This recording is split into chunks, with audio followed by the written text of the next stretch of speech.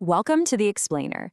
Today, we're going to dig into a few corporate documents and piece together this really fascinating story. It's all about strategy, scale, and structure. Okay, so our story kicks off with something that, on the surface, looks pretty simple.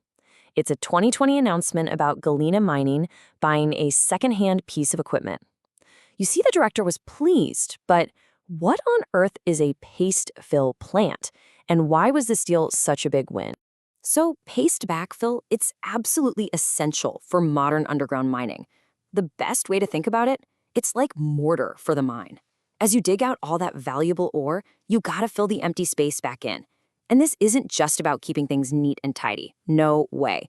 It's totally crucial for supporting the rock around it, which boosts safety and, get this, lets you get even more of the ore out. So how much did this critical piece of gear cost? Well, it was about $2.25 million. But here's the really clever part. They didn't pay with cash. Nope. They paid for it with company shares, which is a super smart move to keep their cash on hand for, actually developing the project. But this whole decision wasn't just about the money. Not at all.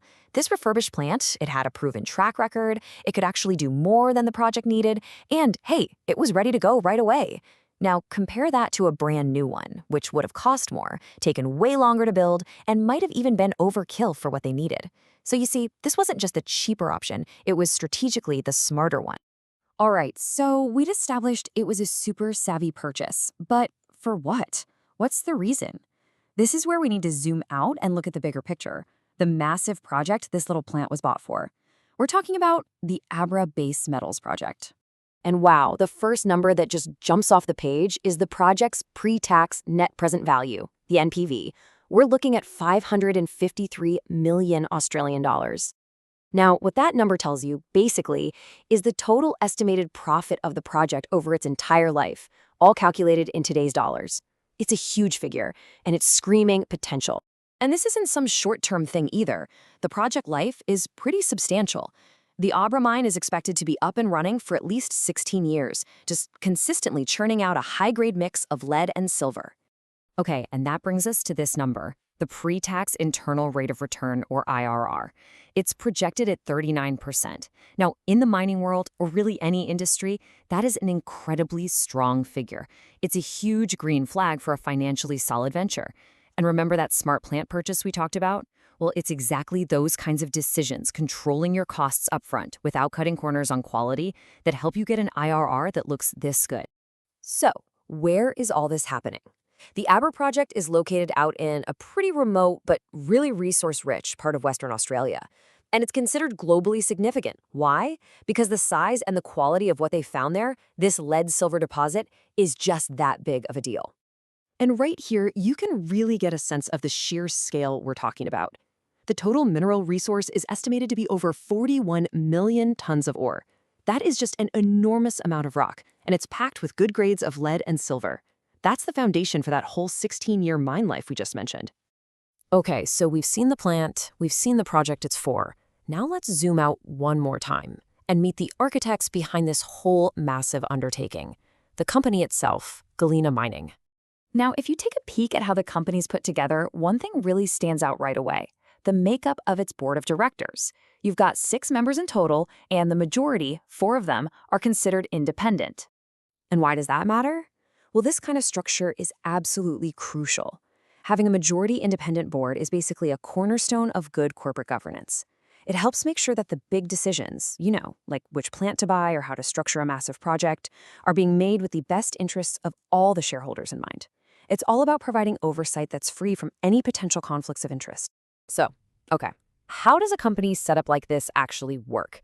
Let's zoom out for the last time and look at the highest level, the actual corporate blueprint that guides everything they do. It all boils down to a really fundamental principle, a clear separation of powers, so to speak. You have the board, whose job it is to govern. They're the ones setting the big picture strategy, laying down the policies and keeping an eye on performance. And then you have management. Their job is to manage, to run the business day to day, making sure they're following the path the board has laid out.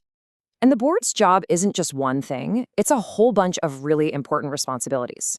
We're talking everything from setting the company's core values and long-term strategy to managing risk and making sure they're communicating clearly with their shareholders. It's really the framework that holds the whole company together. All right, let's bring this all home. We've gone on quite a journey, right? From a single piece of machinery all the way up to the highest level principles of how a company runs. So think about how we did this. We started with one single, really smart purchase, that paste fill plant. That one little detail led us to the massive Abra project it was built for. Then, looking at the project led us to the company behind it, GeoVision Mining, and how their board is structured. And that, finally, brought us to the very foundation, the core principles that guide every single decision they make. And here it is. This is the payoff. That whole story we just walked through, from that savvy plant purchase back in 2020 all the way to the rules guiding the board, it all led to this successful outcome. The mine isn't just a plan on paper anymore. It actually started production in the first quarter of 2023. So here's a thought to leave you with. The next time you see a big corporate headline, maybe it's a major purchase or a new project kicking off, just stop and think for a second. Remember that what you're seeing is often just the tip of the iceberg. And beneath the surface, there's almost always a much deeper story of strategy, structure, and principles all working together to make it happen.